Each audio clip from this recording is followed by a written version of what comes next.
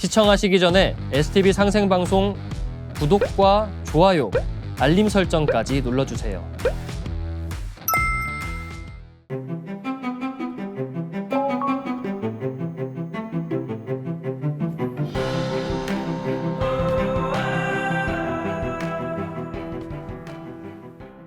시청자 여러분 안녕하십니까?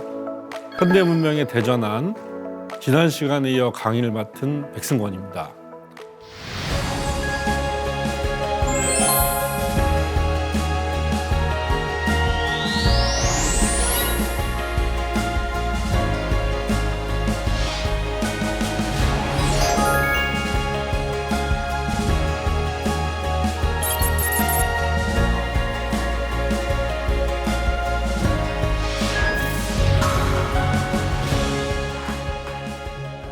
오늘 주제는 디지털 시대의 상대를 설득하는 말하기인데요.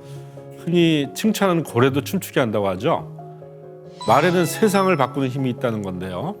어떻게 해야 자신의 삶을 변화시키고 또 상대방의 마음을 움직이는 말을 할 수 있을까? 저와 함께 그 방법이 무엇인지 알아보도록 하겠습니다.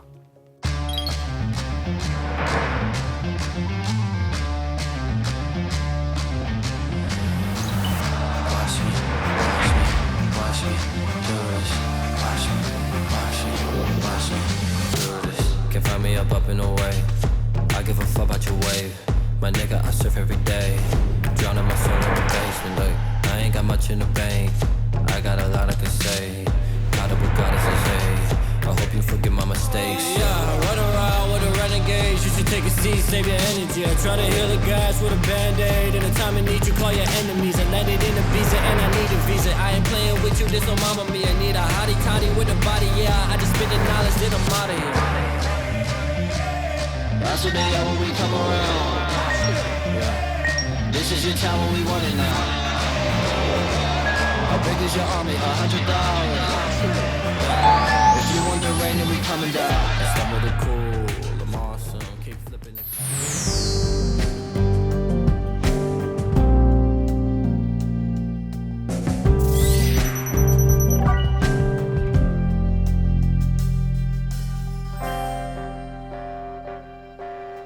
자, 여러분들 그 경영학의 구루라고 하는 피터 드러커 잘 아시죠, 그죠? 피터 드러커가 이런 얘기를 하고 있습니다. 대학에서 학생들이 장차 회사에 취직하면 가장 가치 있는 일을 한 가지 가르치고 있는데 그것은 바로 어떤 아이디어를 정리하여 글로 쓰거나 말로 표현한 능력이라고 이렇게 얘기하고 있습니다. 이 글과 말의 능력은 지위가 상승할수록 더 중요성이 커진다라고 이렇게 이야기하고 있어요. 놀랍지 않습니까? 이 경영학의 구루가 말과 글의 중요성을 이렇게 강조하는 것이 상당히 생소하게 들릴 수 있는데요. 그만큼 우리 현실 생활 속에서 말과 글이 차지하는 역할이 엄청나게 중요하다는 사실을 이 피터 드러커의 이야기를 통해서 알 수 있을 것 같습니다. 자, 여러분들 이런 얘기가 있습니다. 만일 너 자신이 누구인지 잘 모른다면 내가 무엇을 먹었는지 알려다오. 그러면 내가 너의 정체를 말해주겠다. 이거는 앙텔름 브리아 샤바랭이라는 사람이 했던 말입니다. 그러나 이 말은 요즘에 이렇게 바꿔야 될 것 같아요. 만일 너 자신이 누구인지 잘 모른다면 내가 무엇을 말했는지 알려다오. 그러면 내가 너의 정체를 말해주겠다. 그만큼 이 말이라고 하는 것은 그 사람 자체라고 볼 수가 있습니다. 과거에는 우리가 어떤 사람을 평가할 때 신원서판을 이야기했죠, 그죠? 그 사람의 용모, 말, 그 다음에 글씨, 판단력.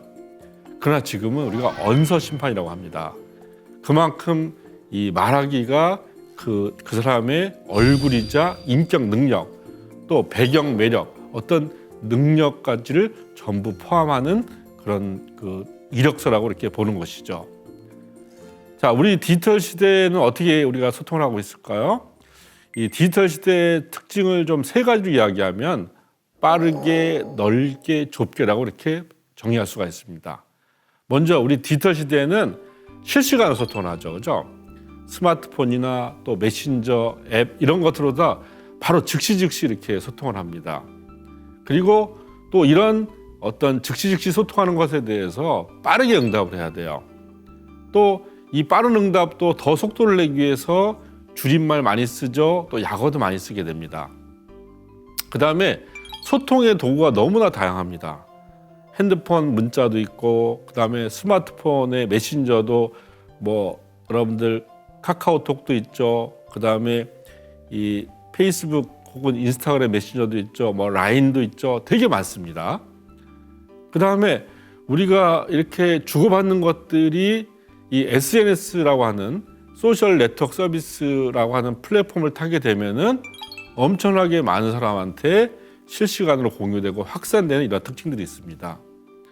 또 하나는 이제 우리가 이 검색과 데이터 분석을 통해서 이 듣는 사람들한테 어떻게 이 사람들의 관심과 선호도에 맞춰서 소통할 것인가 이런 것들이 가능한 시대에 되고 있죠. 그다음에 이제 또 어떤 개인화와 쌍방향성, 어떤 취향이 같은 사람들끼리 이렇게 점점점 섹터가 되고 그다음에 그 사람들 사이에서 일방적인 방식이 아니라 쌍방향의 방향으로 이렇게 소통이 이루어지고 있습니다. 또 하나 가장 큰 특징은 바로 비대면성이죠. 이 물리적인 접촉보다는 온라인을 통한 어떤 비대면 소통을 선호하고 있습니다. 여러분들 이 말이라고 하는 것이 그냥 이렇게 고정되어 있는 것이 아닙니다. 말에도 생로병사가 있습니다. 여러분들 혹시 백수건달이라는 말 알고 계시나요? 뭐 영어로 이야기하면 룸펜, 뭐 직업이 없이 그냥 이렇게 하루하루를 낭비하는 사람을 우리가 백수건달이라고 보통 이야기하죠. 근데 여러분들 이 백수건달이라는 말은 원래 그런 말이 아니었습니다. 백수란 말은 바로 지식인을 나타내는 말입니다. 손이 하얗다고 하는 것은 노동을 하지 않는다는 것이죠. 그 다음에 건달이라고 하는 말은 이것은 인도의 이제 신화에 나오는 간다르파, 즉 이 하늘에서 이슬을 먹고 사는 그런 어떤 신선, 그런 어떤 신을 건다르파라고 했고 이걸 이제 우리나라 말이 되면서 건달이라는 말이 됐습니다. 그러니까 뭔가 이 현실을 초월해서 도통한 사람을 우리가 건달이라고 한 거죠. 이렇게 과거에는 백수라는 의미도 건달이라는 의미도 굉장히 뭔가 그 사회에서 선망하는 사람들의 이름이었습니다. 그러나 이것이 이제 산업화가 되면서 백수건달, 오늘날 같은 백수건달의 의미로 이렇게 바뀌어버린 것이죠. 이렇게 이제 항상 언어라고 하는 것은 새롭게 만들어지고 있습니다. 우리가 디지털 시대를 살면서 이 새로운 언어들이 끝없이 만들어지고 있어요. 요즘에 무슨 뭐 대박, 헐 이런 것들도 불과 만들어진 지 한 10년 조금 넘지만 이제 사람들의 대화 속에서 이 대박과 헐을 빼놓으면은 할 말이 없을 정도로 이렇게 많이 쓰이고 있습니다. 자, 이렇게 이제 디지털 시대에는 뭔가 이렇게 질서에 딱 뭔가 이제 하나의 언어가 만들어지는 질서에 딱 들어맞지는 않지만 이렇게 뭔가 공감과 재치, 그다음에 생활 감정이 이렇게 반영되어 있는 그런 언어들이 자꾸 만들어지고 있다는 것이죠. 또 하나 우리가 이 디지털 시대에 무엇보다 중요한 것이 인권이나 또 젠더, 성 문제나 또 노동 이런 것들에 대한 감수성이 굉장히 중요합니다. 이런 것들을 우리가 잘못 제대로 인지하지 못하고 함부로 말을 했을 때 굉장히 큰 어떤 사회적 비난을 감수해야 되는 그런 상황까지 초래하게 되는 거죠. 그래서 여러분들은 뭔가 이렇게 새롭게 시작되는 말들을 우리가 잘 이렇게 받아들이고 그것들을 이 우리의 말 생활 속에 잘 적용시킬 필요가 있죠. 자, 우리가 이제 이 비대면 시대를 살면서 이 비대면 시대의 어떤 이 대화가 어떤 특징을 갖고 있는지를 제가 예를 한번 들어보겠습니다. 여러분들 친구들과 이제 문자나 뭐 카카오톡 이런 거 많이 하시잖아요, 그죠? 친구한테 이렇게 이제 문자를 보냅니다. 너 화났니? 그때 친구가 화 안 났어. 근데 뭔가 화 안 났다고 하지만 화가 난 것 같아요. 그래서 너 진짜 화났구나. 화 안 났다는데 왜? 미안, 화난 줄 알고. 이렇게 이제 우리가 너 화났니? 했는데 친구가 화 안 났어라고 하면은 어떻습니까? 화가 났을 가능성이 더 높다라고 이렇게 오해할 수가 있다는 것이죠. 이게 바로 표정을 보고 얘기했으면 우리가 금방 이해가 되잖아요. 표정만 보면은 화가 났는지 안 났는지 금방 알 수 있지만 표정을 보지 않고 대화를 하다 보니까 이런 일들이 벌어지는 겁니다. 그래서 이제 우리가 이 글 속에서 이모티콘을 사용하는 것이 바로 이 표정을 뭔가 보완하는 역할들을 합니다. 이렇게 이제 이 비대면 시대에는 어떤 대화가 되게 실시간으로 편하게 이루어지고 있는 장점도 있지만 이런 이제 어떤 직접 대화를 하지 않음으로써 생기는 이런 한계들도 동시에 갖고 있다고 봐야겠죠. 여러분들은 특히 이제 말을 할 때 뭐 가정에서의 말도 중요하지만 뭔가 여러분들이 그 일을 하고 있는 일터에서의 말이 무지하게 중요합니다. 사실 이 회사에서 업무를 한다고 하는 것은 거의 절반이 읽고 듣고 쓰고 말하기입니다. 예. 전부 이렇게 바뀌고 있는 거죠. 그리고 요즘에는 이제 이 상명하복이 아니라 쌍방향의 문화이기 때문에 자신의 의견을 거침없이 이렇게 표현을 해야 됩니다. 또 상대방의 이야기를 잘 이렇게 말귀를 잘 알아들어야 돼요. 그래야만이 우리 팀 안에서 협력과 조율이 이루어집니다. 또 이렇게 말을 잘하는 사람들은 어떤 일이나 관계에서 주도성, 이런 주도성을 형성할 수가 있고요. 이런 어떤 자꾸 리드해보는 경험들이 나중에 어떤 이 사람이 리더로 성장해 나가는데 큰 영향을 미친다고 할 수가 있죠. 자, 이렇게 이제 말이 회사의 생활의 절반이라고 우리가 얘기할 수가 있습니다. 자, 여러분들 말을 잘하는 사람한테는 기회가 집중이 되죠. 뭐 대표적으로 우리나라의 유명한 그런 정치인들, 그다음에 기업가들, 그다음에 TV에 나오는 이런 여러 가지 셀럽들, 이런 사람들 보면은 말을 너무나 잘하죠. 여러분들 그 미국의 대통령 그 버락 오바마 기억하시죠? 네, 버락 오바마는 2000년대 초반까지만 해도 그냥 무명의 정치인이었습니다. 근데 이 사람이 2007년인가요? 이 미국 민주당의 그 대선 후보, 당시 대선 후보가 이제 존 케리였었는데 존 케리를 지지하는 연설을 하면서 일약 세계적인 정치인이 됐습니다. 바로 이 사람이 말을 잘한 것이 바로 이런 기회를 가져오게 된 거죠. 그리고 결국 이 버락 오바마는 그 다음에 이제 선거에 출마하고 2번씩이나 대통령을 연임하고 지금도 어떤 세계적인 지도자 반열에 올라서 있지 않습니까? 이렇게 이제 말이라고 하는 것들이 엄청난 기회들을 만들어내게 됩니다. 말을 잘하면요, 이 긍정적인 인상과 평판이 만들어져야 할까. 그리고 말을 잘해야만이 그 사람의 어떤 능력을 보여줄 수 있고 또 리더로서의 리더십도 함께 이렇게 표현될 수 있는 것이죠. 자, 그런데 이제 이 어떤 공적인 소통, 업무적 소통을 하는데 이 어떤 말이라고 하는 것들이 굉장히 어렵습니다. 여러분들 친구나 지인들하고 소통할 때 어떻습니까? 우리는 대충 말해도 이렇게 다 소통이 되지 않습니까? 제가 한번 예를 한번 들어볼까요? 오늘 어디서 볼까? 거기 있잖아. 속옷 이름 있는데 난닝구 말고 메리아스? 맞다, 맞아. 호텔 이름 있잖아. 아, 메리어트 호텔. 그래, 메리어트 호텔 커피숍에 보자. 오늘 저녁 먹고 공연 예약했다고 했지? 응, 명예의 전당. 명예의 전당은 미국 프리미어리그에 있는 거 아닌가? 아니, 서초동에 있잖아. 아, 예술의 전당? 맞다, 맞아. 여러분들 좀 웃기죠, 그죠?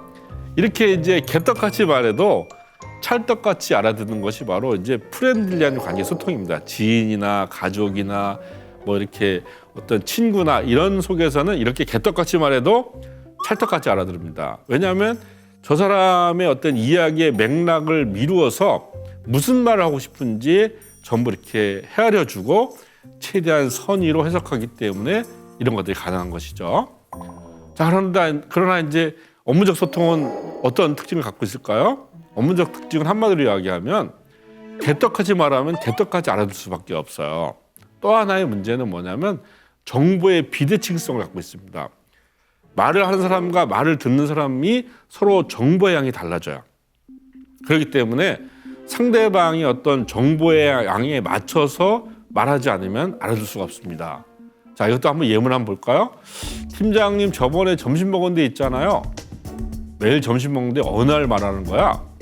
김치찌개 맛있게 하는 집 있잖아요. 아, 광화문집? 네, 거기 앞 인도가 파손돼 임시 조치해야겠어요. 어떻게? 일단 시멘트로 메워야죠.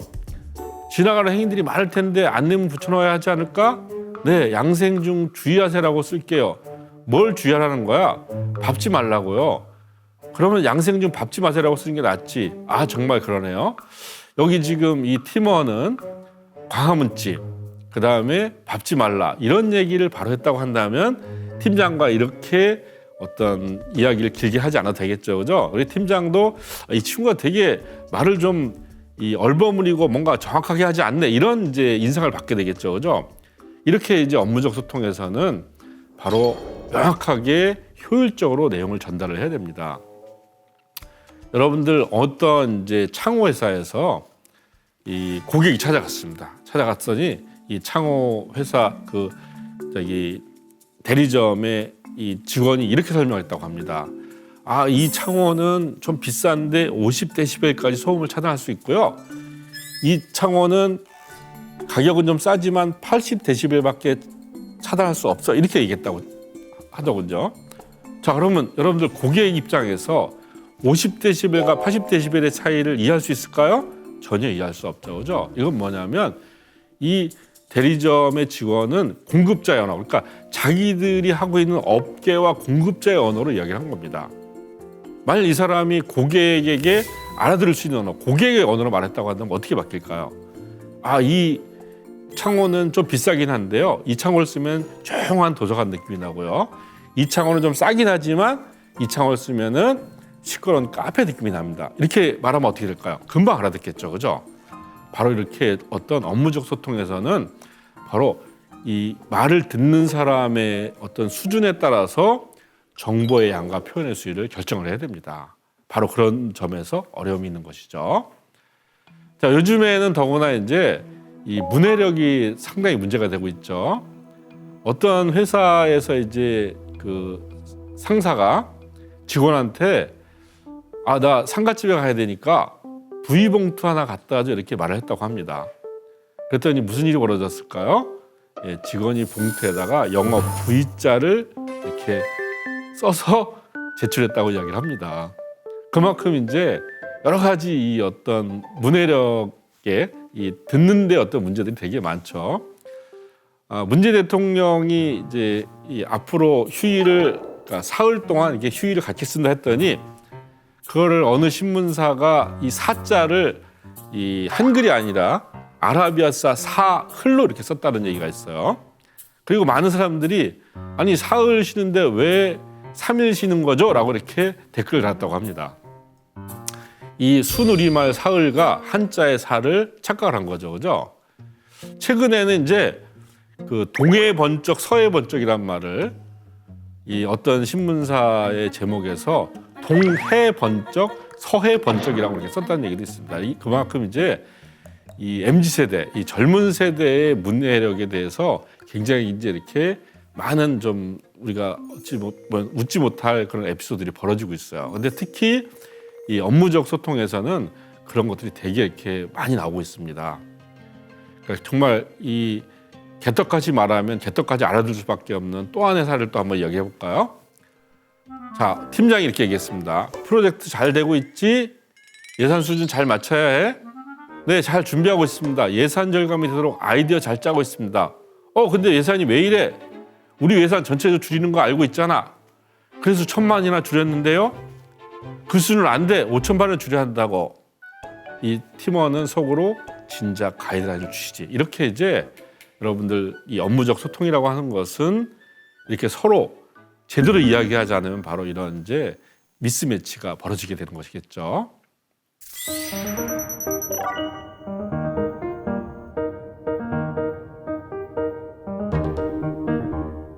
자, 우리가 또 이제 말을 할 때 항상 느끼는 게 뭐냐면 바로 이제 불안이다, 불안. 특히 어떤 중요한 발표를 앞두면 이 불안이 더더욱 커지겠죠, 그죠? 여러분들 혹시 영화 킹스 스피치라는 영화 혹시 보셨나요? 이 킹스 스피치는 이 영국의 한 왕을 다룬 그런 영화입니다. 이 사람은 그러니까 발표를 하는데 너무나 이렇게 불안을 느껴요. 그래서 뭔가 공적 스피치, 이 국민들 앞에서 공적 스피치를 해야 될 때마다 막 말을 더듬어서 이 사람은 심지어 왕위까지도 그냥 버릴까 싶을 만큼 그렇게 이제 발표 불안에 시달렸습니다. 심지어 어떤 사람은 이렇게 이야기했다고 합니다. 직업을 바꾸는 게 좋겠군요. 직업이 왕이라면요. 그러니까 너무 이 발표 불안에 시달리다 보니까 이런 얘기까지 나왔다고 합니다. 그러나 이제 이 사람이 엄청나게 노력을 하죠. 입안에 막 구슬을 넣고 발성 연습을 하기도 하고 되게 여러 가지 형태의 어떤 이 스피치 트레이닝을 받았지만 별로 이렇게 효과는 없었습니다. 그리고 이제 좌절을 하게 되죠. 내 소리를 못 듣지 않소. 자기는 말하는 걸 꼭 들어야 알아요. 난 불량품 꼭두각시야. 이렇게 이제 이 자기를 이렇게 자책하는 이 자책이 깊은 자책에 빠집니다. 그러나 이제 이 사람이 어떤 자기가 이렇게 이 불안에 시달렸던 것들을 한번 기억을 더듬어 보니까 어린 시절에 유머로부터 학대를 받은 것 이런 트라우마가 바로 이제 자기한테 발표 불안을 가져왔다는 사실을 알게 됩니다. 이것을 이제 이 자기의 스피치를 고쳐주는 이제 전문가한테 이야기를 하게 되죠. 그러니까 이런 과정을 거쳐서 이제 결국은 이 발표 불안을 벗어나게 됩니다. 여러분들 발표 불안을 벗어나는 좋은 방법은 뭐냐면 자기를 있는 그대로 이렇게 인정하는 겁니다. 자기가 이렇게 지금 떨고 있구나, 내가 말을 더듬고 있구나에 대해서 회피하려고 하지 말고 그것을 정면으로 바라보는 것이죠. 발표 불안은 누구에게나 있습니다. 심지어 이 유재석 같은 이런 우리나라의 최고의 이 진행자에게도 있고요. 그 다음에 또 어떤 우리나라의 명강사는 처음 어떤 기업 강의를 가서 너무나 이제 발표를 하다가 떨어서 다시는 우리 회사 와서 강의할 생각 하지 말라고 하는 이런 험담을 들을 만큼 그렇게 발표 불안은 누구나 갖고 있죠. 자, 이 발표 불안을 잠재우기 위해서 우리 어떻게 해야 될까요? 먼저 이제 마인드셋이 중요합니다. 그러니까 마음을 다시 고쳐 잡는 거죠. 일단 자신을 사랑해야 됩니다. 자신을 이렇게 미워하거나 자신을 되게 이렇게 증오해버리면은 이 발표 불안을 우리가 고칠 수가 없습니다. 그리고 있는 그대로 보여줄 필요가 있어요. 그 다음에 무언가 잘해야겠다고 하는 강박관념을 버려야 됩니다. 여러분들 이 청중은 의외로 이 말을 하는 사람들의 어떤 표정이나 그 다음에 제스처나 이런 것들을 꼬치꼬치 다 이렇게 관찰하는 것은 아니에요. 즉 청중은 말하는 사람을 기본적으로 믿게 되어 있습니다. 그 믿음을 여러분들도 믿어야 됩니다. 또 중간에 실수를 하잖아요. 그 실수를 해도 괜찮다라고 하는 생각을 가질 필요가 있어요. 그리고 내가 하나하나 이렇게 발표를 해 나감으로써 앞으로 조금씩 나아가고 있다고 하는 것들을 믿을 필요가 있어요. 그다음에 두 번째는 바로 이제 프랙티스. 우리가 연습을 할 필요가 있습니다. 연습을 통해서 경험을 쌓아야 됩니다. 그런데 제일 좋은 연습 대상이 누구냐면 바로 지인과 가족입니다. 여러분들 이 지인과 가족들과 이렇게 모임을 할 때 뭐 건배사를 한다 할지 간단한 진행을 해본다 할지 이런 걸 해보는 겁니다. 이 마음이 편한 사람들과 해보면은 훨씬 더 좋은 어떤 성공의 경험을 축적을 하게 되거든요. 그리고 이 사람들과 얘기할 때는 항상 시선을 맞출 필요가 있어요. 그러니까 눈동자를 똑바로 바라보면서 이야기를 할 필요가 있고요. 그 다음에 천천히 발음하는 게 중요합니다. 여러분들 이렇게 불안 증세 중에 하나가 뭐냐면 말이 빨라지는 겁니다. 예. 입안이 마르고 그 다음에 다리가 떨리고 손에서 막 땀이 차고 이런 많은 것들이 있지만 제일 두드러진 것은 뭐냐면 빨리 말하는 거예요. 그래서 의식적으로 단어 하나하나를 이렇게 입에서 씹어서 내뱉듯이 천천히 발음할 필요가 있습니다. 그 다음에 제스처를 크게 하는 겁니다. 이렇게 제스처를 하게 되잖아요. 그러면은 이 제스처를 하는 행동이 어떤 긴장을 이완시키고 그 다음에 이것이 이렇게 말에 대한 생각을 떠올리는 그런 어떤 중요한 역할을 합니다. 어떤 분들은 이제 이 발표 불안을 잠재우기 위해서 막 대본을 깨알같이 써오는 경우가 있습니다. 근데 사실 발표할 때는 그 대본이 하나도 보이지 않죠. 그러면 이제 막 헤매게 됩니다. 자, 그래서 여러분들은 대본을 쓰는 것보다는 머릿속에서 대략 나의 이야기를 어떻게 전개해 나가겠다고 하는 스토리 라인과 얼개를 생각할 필요가 있어요. 내가 나의 어린 시절 이야기를 하고 난 다음에 그 다음에 대학을 졸업받고 어떤 역경을 겪었던 이야기들 그리고 그 역경을 통해서 이렇게 성공했고 돌아보니까 이러이러한 점들이 나를 성공으로 이끌었다라고 하는 이런 식으로 큰 테마별로 이렇게 이제 얼개를 기억하게 되면은 그러면 훨씬 더 얘기를 하는데 좀 설사 중간에 헤맸다고 하더라도 다시 그 스토리와 얼개가 떠오르기 때문에 다시 제자리 원위치가 될 수 있는 것이죠. 이런 것들을 우리가 연습을 해볼 필요가 있죠. 자, 여러분들 이 두려움이라고 하는 것에 대해서 사실 우리가 알고 보면은 이게 대단한 것이 아닙니다. 제가 이 두려움이 뭔지를 한번 여러분들한테 한번 말씀을 드리려고 하는데요. 자, 여기 지금 상자가 하나 있습니다. 이 상자, 빈 상자예요. 상자의 뚜껑을 닫았습니다.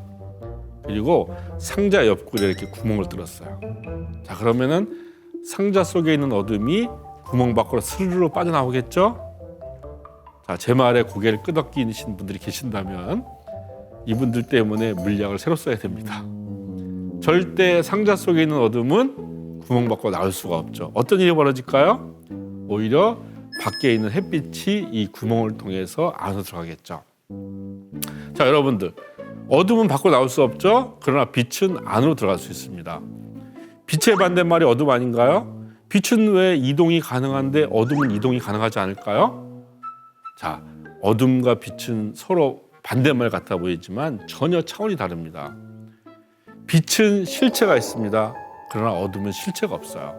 자, 실체가 있는 것, 예를 들어서 연기나 물을 상자 속에 넣어뒀다면 어떻게 될까요? 구멍을 뚫으면 반드시 그 구멍 밖으로 나오겠죠, 그죠? 그러나 어둠은 실체가 없기 때문에 구멍 밖으로 나올 수가 없는 겁니다. 어둠은 빛이 없는 상태를 우리가 이름만 붙인 게 바로 어둠인 거예요. 아까. 그래서 바로 뚜껑을 열면 바로 어둠은 사라져버리죠. 빛이 비치면 바로 어둠은 사라져버립니다. 즉 뭐냐면 우리가 말을 하는 것에 대한 두려움을 느끼지만 그 방법을 정확하게 알면은 전혀 두렵지 않다는 겁니다. 여러분들 그 길을 가다가 뱀을 발견했어요. 얼마나 두렵습니까? 막 정말 심장이 덜컥하는 그런 공포를 느끼겠죠, 그죠? 근데 자세히 보니까 뱀이 아니라 새끼줄이었어요. 그럼 어떻게 됩니까? 그 순간에 두려움은 싹 사라지죠, 그죠? 결국 우리가 말을 잘하는 방법 중에 하나는 뭐냐면 정확하게 말하는 방법들을 배우는 겁니다. 자, 말을 잘하는 방법들에 대해서 이제 몇 가지 제가 여러분들한테 어떤 도구를 말씀드리고 싶은데요. 첫 번째, 내가 어떻게 말을 하고 있는가를 확인하는 겁니다. 여러분들 스마트폰 다 있잖아요, 그죠? 이 스마트폰을 갖고 이제 내가 말을 할 때 녹음을 합니다. 혼자 말하는 것이 좀 어색하다고 한다면은 친구랑 대화하는 내용을 친구한테 동의를 구하고 난 다음에 친구와 이렇게 그 대화하는 내용을 녹음을 하는 겁니다. 그 녹음한 내용을 이 스마트폰의 어플리케이션 중에서 클로바 노트라고 있습니다. 혹은 또 구글 독서라는 게 있습니다. 이 클로바 노트에다가 음성 파일을 입력을 하면 내가 말하는 것을 이렇게 글자로 이렇게 애들이 만들어줍니다. 그러면 그 글을 보면은 내가 어떤 식으로 말을 하고 있는지 이 글을 보면서 내용을 이해할 수가 있고요. 그다음에 이 클로바 노트는 발음이 정확하면 정확하게 항상 글자로 나오는데 발음이 부정확한 건 부정확하게 나오거든요. 그래서 내가 어느 정도 어떤 말에 대해서 정확하게 말을 하고 있고 어떤 말은 부정확하게 말을 하고 있는지를 또 확인할 수가 있어요. 또 우리가 말을 하다 보면은 정말 사실은 그러니까 저 이렇게 그걸 허사라고 하죠. 허사를 많이 쓰게 되는데 허사를 얼마만큼 쓰는지도 알게 되는 겁니다. 여러분들 그리고 이 클로바 노트로 이제 나의 말을 글로 바뀌었잖아요. 또 이 글을 또 챗GPT에 넣어보는 겁니다.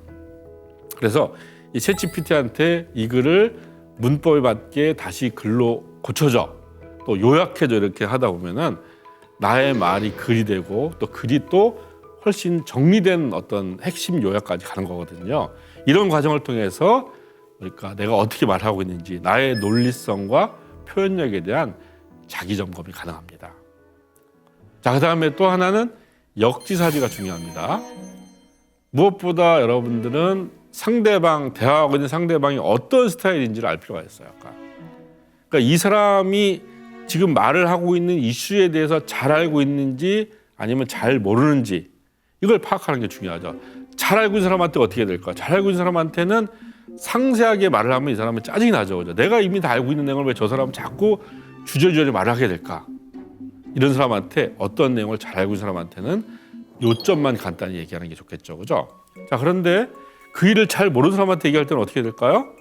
자세하게 이야기해야 되죠. 그래야만이 이 사람이 그 내용을 파악할 거 아니에요.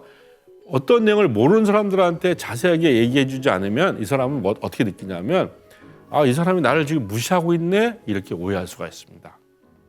자, 어떤 사람은 또 두뇌형이 있어요. 이 사람은 되게 이성적인 그런 어떤 그 정보에 민감하게 반응하는 사람이 있고요. 어떤 사람은 가슴형, 되게 정서적인 표현을 많이 해야만이 설득되는 사람이 있습니다. 장형, 뭔가 행동으로 나서는 이야기를 많이 해야 반응하는 사람들이 있습니다. 그러니까 내가 만난 사람이 두뇌형인지 가슴형인지 장형인지 우리가 좀 주의 깊게 살펴보면은 그걸 파악하는 건 그렇게 어렵지 않습니다.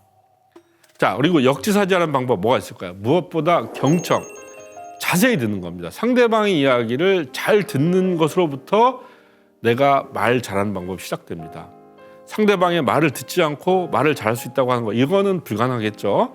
그냥 내가 일방적으로 얘기할 때는 물론 경청할 필요가 없겠지만 우리가 말을 통해서 서로와 소통하려고 한다고 한다면 무엇보다 상대방의 이야기를 잘 들어야 됩니다. 여러분들 경청을 영어로 우리가 액티브 리스닝이라고 합니다. 즉 적극적인 듣기란 뜻이죠. 경청이 무엇보다도 이 말을 잘하는 데 중요한 역할을 하는 거고요. 또 존중해야 됩니다. 상대방의 이야기를 존중해야 됩니다. 우리가 상대방의 이야기가 설사 조금 이치에 맞지 않고 뭐가 내 기준과 다르다고 하더라도 그거를 반박하거나 그거를 다르다라고 이렇게 바로 맞받아치는 것은 별로 좋지 않습니다. 거기서 우리가 필요한 게 뭐냐, 바로 예스 바다법이죠. 자, 너의 이야기 이렇게 공감이 돼. 그러나 내 생각은 이래. 이런 식으로 예스 바다법을 쓰는 게 좋겠죠.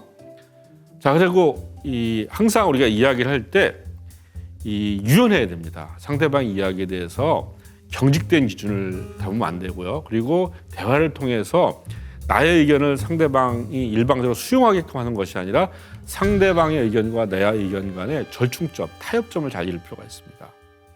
자, 이런 것들이 바로 이제 우리가 역지사지하는 방법이라고 할 수가 있죠. 즉, 또 말을 잘하는 방법들을 우리가 이제 레토릭, 바로 수사라고 합니다. 이 수사의 방법에는 이제 몇 가지가 있는데요. 로고스, 에토스, 파토스가 있습니다. 로고스는 바로 논리입니다.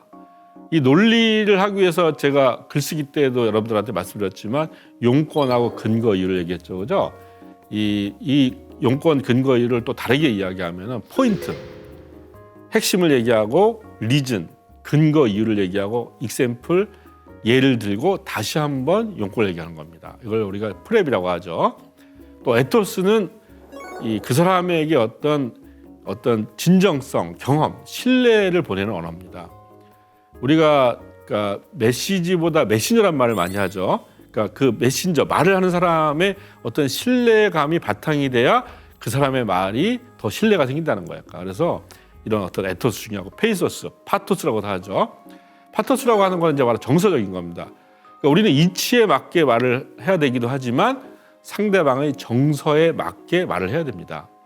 그러려면 뭐냐면 말을 해가면서 라포, 그 사람과 정서적 유대를 쌓아야 됩니다. 그러려면은 그 사람이 말하는 것들에 맞장구를 쳐주거나 또 보조를 맞춰주거나 또 네가 이렇게 얘기했다라고 이렇게 뭐 랩업, 그러니까 되짚기를 해주거나 또 자세, 몸짓, 눈빛, 표정 속에서 상대방의 어떤 선의와 호의를 보여줄 필요가 있죠. 이런 것들이 바로 또 이제 우리가 레토릭의 측면에서 바로 신경을 써야 될 내용들입니다. 또한 육하원칙이 무엇보다 중요합니다.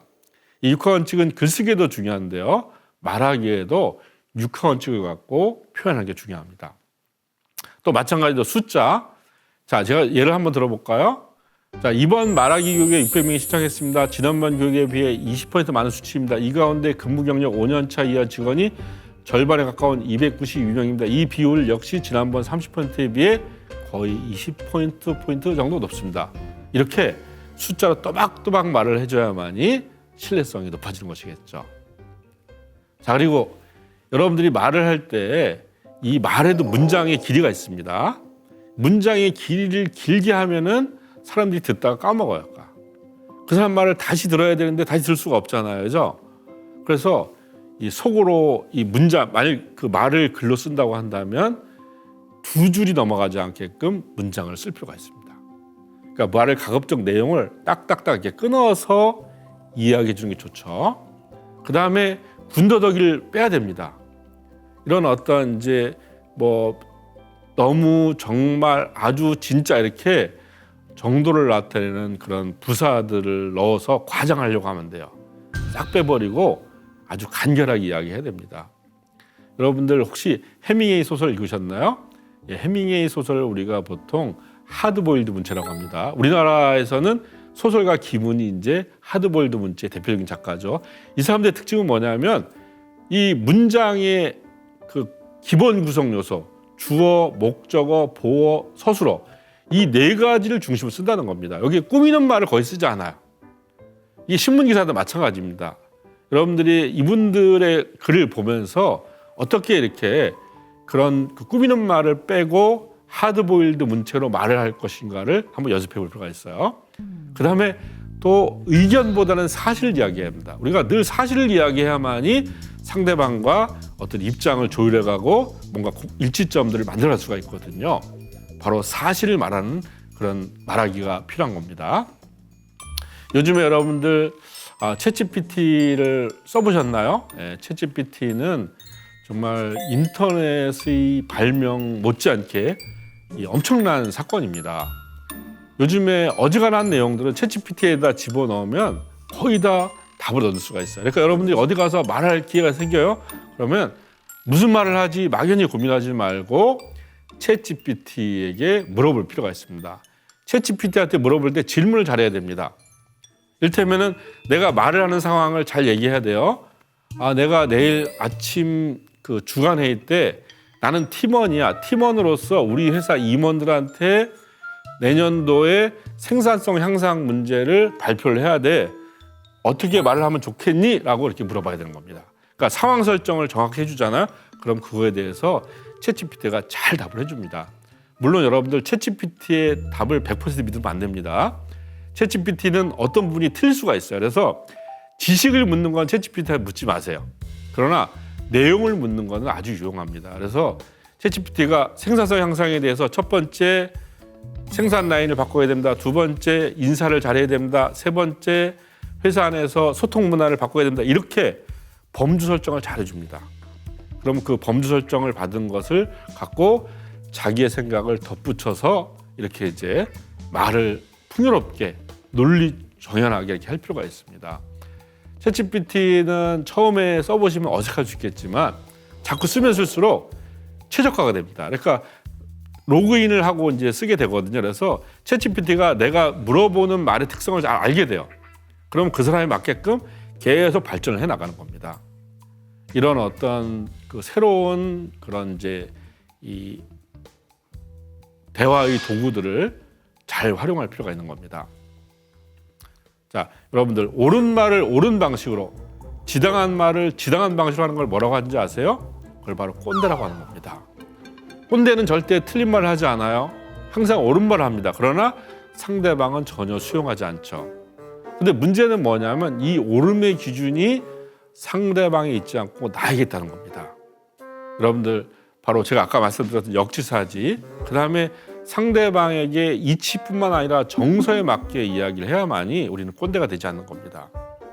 우리가 그냥 이게 옳은데 왜 저 사람이 내 얘기를 듣지 않지? 나는 옳은 얘기니까 했어 라고 하는 이런 일방적인 어떤 관점으로는 제대로 소통을 할 수가 없습니다.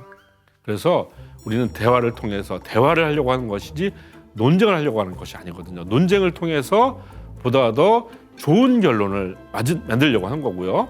그 다음에 서로 공통점이 무엇인지, 서로 합의할 수 있는 게 무엇인지를 만들어가는 과정이 필요합니다.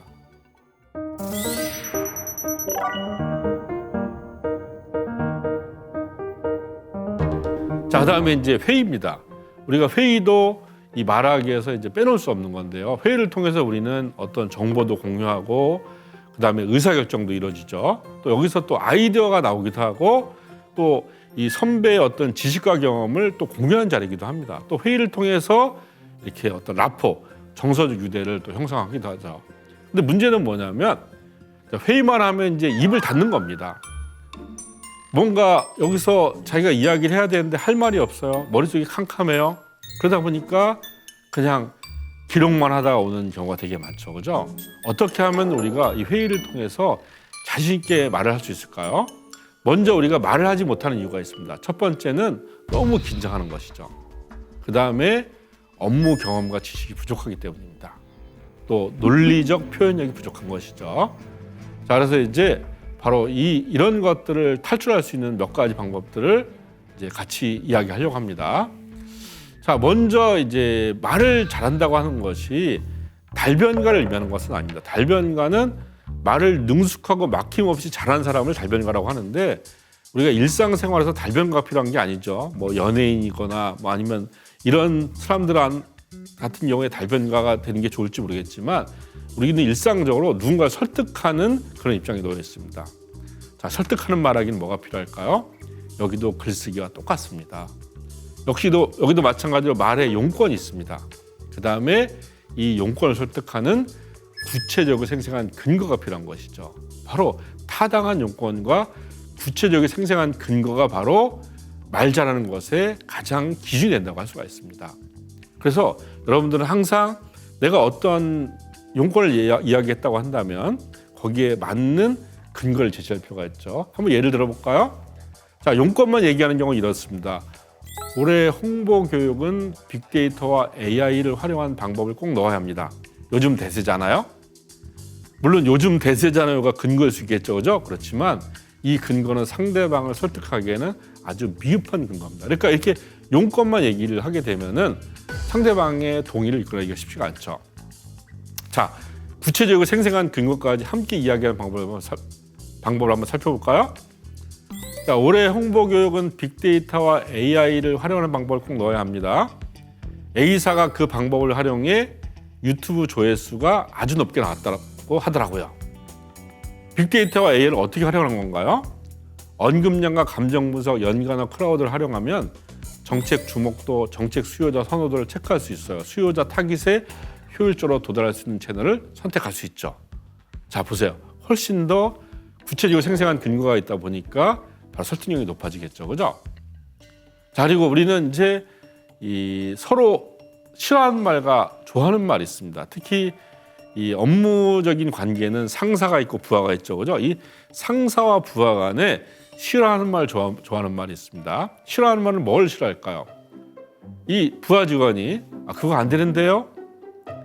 A는 B인데 B는 C고 C는 D입니다. 이렇게 부정적으로 말을 하거나 아니면 주저리 얘기를 하면 되게 싫어합니다.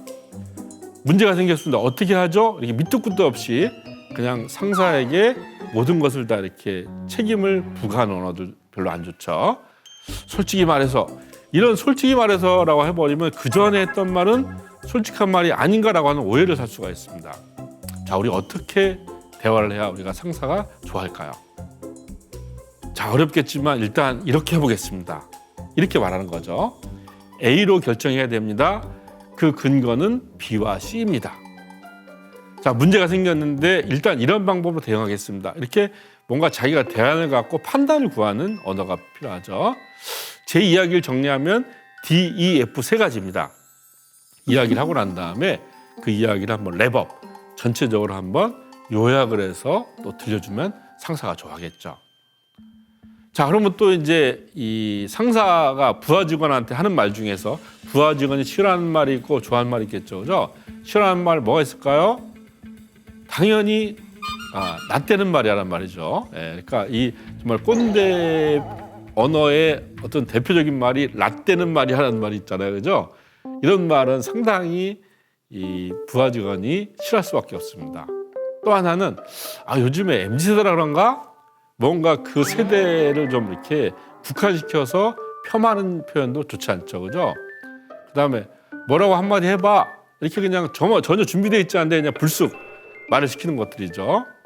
또 그런 쓸데없는 얘기 말고, 그러니까 뭔가 말을 시작했는데 이 말의 본론이 나오기 전에 앞에 나온 얘기 갖고 그냥 바로 싹을 잘라버리는 언어도 당연히 부하 직원이 싫어합니다. 어떤 말을 좋아할까요? 그 아이디어 더 자세히 듣고 싶은데 상대방한테 관심을 갖고, 부하 직원의 어떤 이야기에 관심을 갖고 무언가 그것에 가치와 의미를 부여하는 언어들입니다. 역시 우리보다 참신하군. 뭔가 이제 이 아랫세대를 더 이렇게 칭찬해주고 올려주는 그런 태도죠. A를 실행하려면 결국 사람을 모아야 하는데 좋은 방법이 없을까? 이렇게 내가 상사지만 부하 직원한테 어떤 아이디어를 구하는 이런 모습도 중요합니다. 의견 줘서 고마운데 A 방법보다는 B 방법이 더 현실적이지 않을까? 이게 바로 예스보다 합법이죠. 그러니까 상대방이 부하 직원이 아무리 좀 그 엉터리 이야기를 했다고 하더라도 좀 수준 이하의 얘기를 했다고 하더라도 그걸 이렇게 쓸데없는 얘기라고 이렇게 쳐버리는 것이 아니라 그래도 존중해주고 그다음에 자기 이야기를 하는 방식이 필요합니다.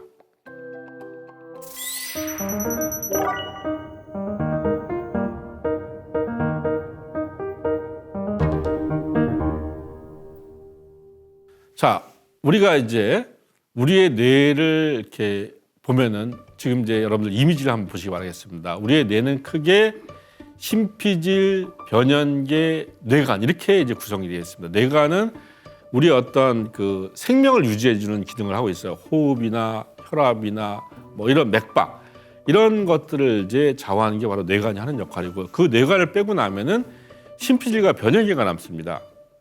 자, 심피질은 인간의 이성, 논리, 추론, 분석 이런 것들을 담당합니다. 그래서 심피질은 인간만 갖고 있어요. 동물은 갖고 있지 않습니다.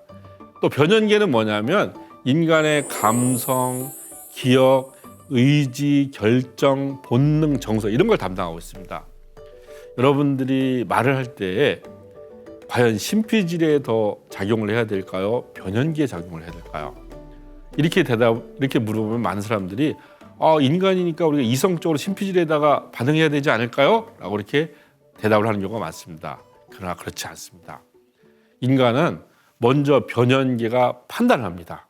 그리고 심피질은 너의 판단이 맞아라고 뭔가 알리바이를 제공해 주는 역할을 하는 겁니다. 여러분들 그 영국의 철학자 데이비드 휴미라고 있습니다. 이 사람이 쓴 인성론에 보면은 인간의 이성은 감성의 노예라고 이야기하고 있어요. 그만큼 감성이 중요한 겁니다. 그러니까 여러분들이 말을 할 때 항상 상대방의 감성에 먼저 접근해야 됩니다. 감성에 접근하기 위해서는 라포를 형성해야 되고 구체적으로 써야 되고 그림이 그려준 언어를 써야겠죠. 그죠? 이렇게 이제 바로 이런 라포를 그다음에 그림이 그려준 언어를 그다음에 구체적인 언어를 씀으로써 여러분의 언어가 여러분들의 말이 누군가의 어떤 마음을 움직이고 또 그 마음을 움직이는 것 때문에 여러분들이 어떤 기회를 얻고 또 세상이 좀 바뀌는 보다 더 좋은 쪽으로 바뀌는 이런 대화로 나갈 필요가 있습니다. 자, 여러분들 인생을 살아가는 것은 자물쇠를 여는 과정과 똑같습니다.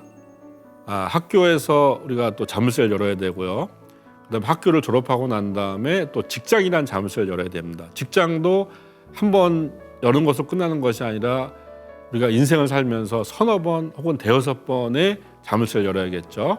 또 결혼이라고 하는 자물쇠를 열어야 되고 또 아이를 키우는 육아라고 하는 자물쇠를 또 열어야 됩니다. 우리가 이렇게 자물쇠를 열 때마다 새로운 열쇠를 준비해야 되겠죠. 그죠? 그럼 너무나 힘들지 않습니까? 그러나 이 모든 자물쇠를 열 수 있는 열쇠가 있습니다. 그 열쇠를 우리가 뭐라고 부르죠? 바로 마스터키라고 부르는 겁니다. 바로 우리 인생의 마스터키는 바로 말하기 글쓰기입니다.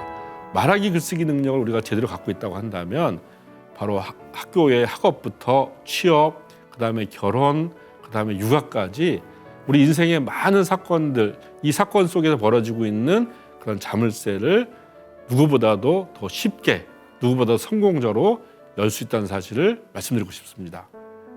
요즘 많은 사람들이 리터러시의 중요성을 언급하고 있죠. 우리나라에서는 리터러시는 글을 쓰고 해독하는 능력이라는 뜻으로 이렇게 좁게 해석되고 있는데요. 그러나 진정한 리터러시는 무엇일까요? 바로 상대의 마음을 읽는 것입니다. 저는 이제 글쓰기와 말하기 강의를 하면서 비슷한 내용을 반복하는 것에 실증을 느낀 적이 있는데요. 그때 저를 일으켜 세운 것도 상대방을 위하는 마음을 가지는 것이었습니다. 상대방의 마음을 움직이는 글쓰기와 말하기로 자신의 삶을 바꾸고 세상도 더욱 풍요롭게 만들어보는 건 어떨까요? 지금까지 백승권이었습니다. 감사합니다.